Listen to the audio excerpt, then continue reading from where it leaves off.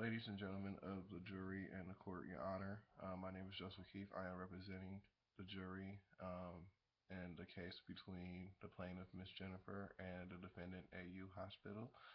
Um, Information was disclosed to a third party that did not have to, that was not authorized by Ms. Jennifer, and it was not subpoenaed or court ordered for the information to be released, as Attorney Robert Meade have stated earlier within the session. For her rights are protected by the Health Insurance Portability Accountability Act of 1996. And if Your Honor, if I may, I have evidence right here. Um, and it says the minimum necessary standard, a key protection of the HIPAA privacy rule, is derived from confidentiality codes and practices in common use today. It is based on sound current practice that protected health information should not be used or disclosed when it's not necessary to satisfy that particular purpose or party carry out of a function. The minimum necessary standard requires covered entities to evaluate their practices and enhance safeguards as needed to limit unnecessary or inappropriate access to find disclosure of protected health information. The privacy rules and requirements for minimum necessary are designed to be sufficiently flexible to accommodate the various circumstances of any covered entity.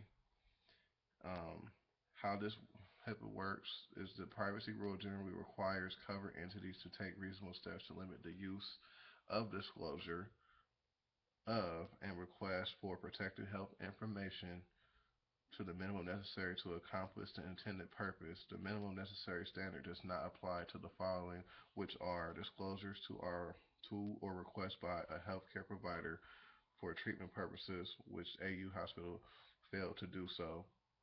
Disclosures to the individual who is the subject of the information.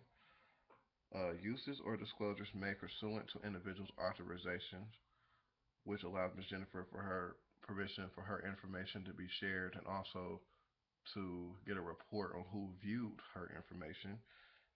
Uses or disclosure required for compliance with the Health Insurance Portability and Accountability Act, Administration Simple Pinch Rules. Disclosure to the Department of Health and Human Services when disclosure information is required under the privacy rule for enforcement purposes.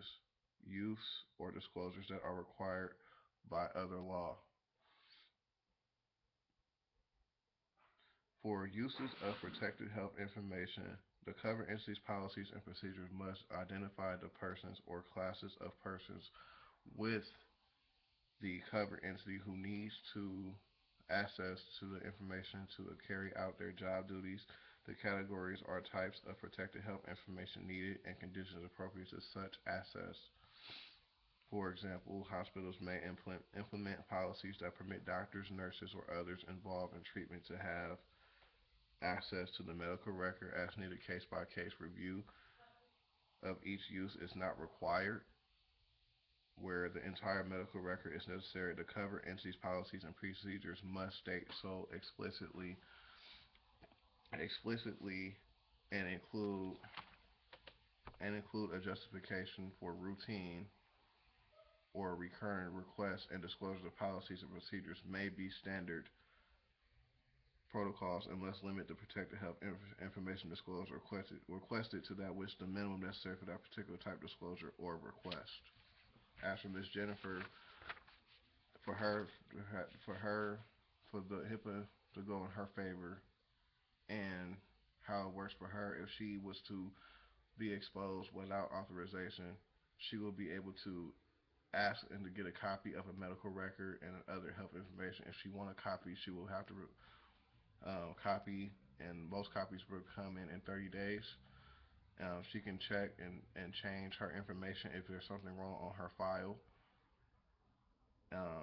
If, for example, if the hospital agreed that her file was wrong or result for a test, the hospital must change it, even if the hospital believes that the test result is correct. Um, Her health information cannot be used for purpose not directly related to her care without her permission, Ms. Jennifer's permission. Her doctor cannot give her information to her employer or share it with things like marketing or advertising without her written authorization. She can also ask her information not to be shared with certain groups or people or companies. So, by the results of how this case turned out to be, and by the AU hospital by not confirming with Miss Jennifer and releasing her information without a written consent, I I am in favor of the plaintiff because we are protected the HIPAA of 1996 of our privacy and safety, and for it to be a third party without a justification or subpoena, even if it was a subpoena, it was not for a justifiable reason. I think that Ms. Jennifer should be issued $3 million for her exposure and for her integrity to be exposed in such a matter that she did not give consent on her information. I believe that it should be rewarded $3 million. In favor of the plaintiff, this is Joseph Keith speaking of the jury. Um, Thank you, Your Honor.